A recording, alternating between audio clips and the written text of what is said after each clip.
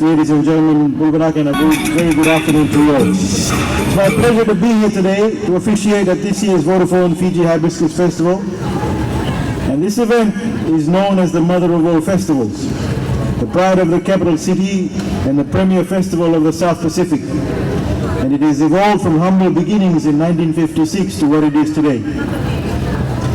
The event has actually stamped its place in the region's calendar of events, symbolizing not only a week of fun and festivities for everyone, but as an event with a vision. The Hibiscus Festival, through the charity chest, has assisted many groups and organizations in need.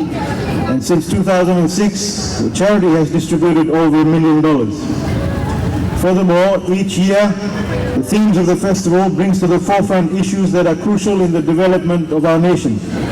Ladies and gentlemen, this year the focus is climate change, communities adapting from ridge to the reef. The theme is timely and it coincides with the government's plans, as specified in the recently launched Green Growth Framework. There is no denying that climate change is this generation's challenge and needs action by one and all.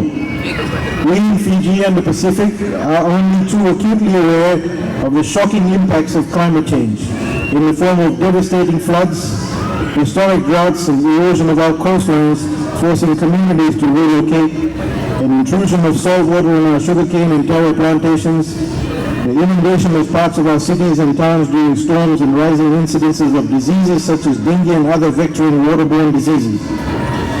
Some of the real impacts of climate change are already being felt right here in Fiji, with the rising sea level that has led to the relocation of 3 villages and another 45 actually need to be relocated. It is a very real problem. Variation in the climate with this year recording one of the coldest winters in the history of the Southern Hemisphere.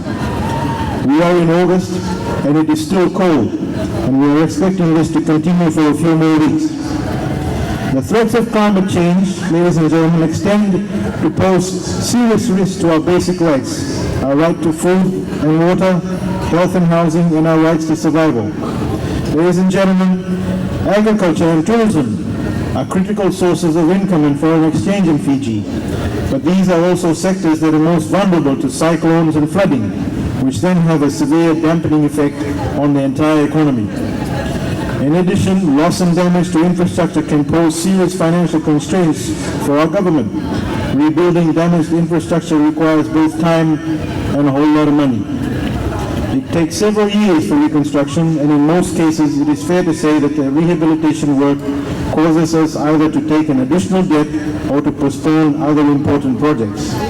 This adds to the national debt burden and can have a dispiriting effect on the people of the nation, who see their expectations for growth and improved living standards frustrated by events beyond their control.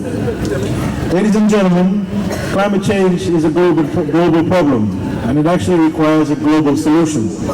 This includes shared resources, shared responsibilities, and shared sense of urgency. It requires a concerted and collaborative action at all levels: individual, local, national, regional, and global.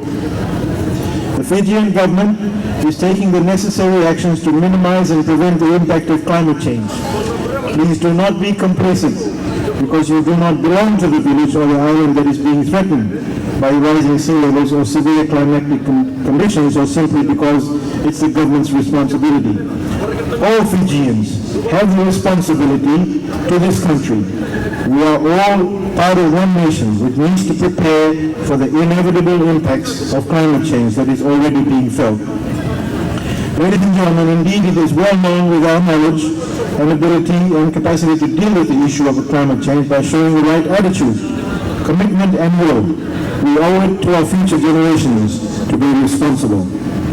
Therefore, it is a challenge to all the Hibiscus contestants to take the message out there and become the advocates on climate change, not just for this one week, but for the rest of their lives. And to a greater audience here today, you can make the difference. So please, do not sit back and wait for someone else to make the move.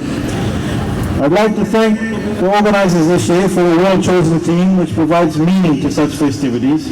And this year's event is also hosted at a new venue.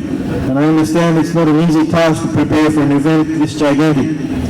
However, we've transformed this foreshore to an amusement park of festive atmosphere, and so well done to the organisers.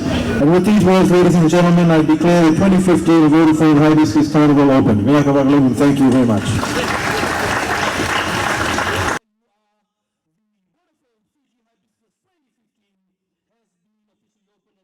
Ladies and gentlemen, boys and girls, a round of applause.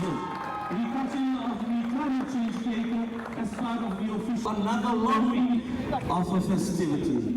Ladies and gentlemen, a round of applause. There you are, the official lighting of the corridor.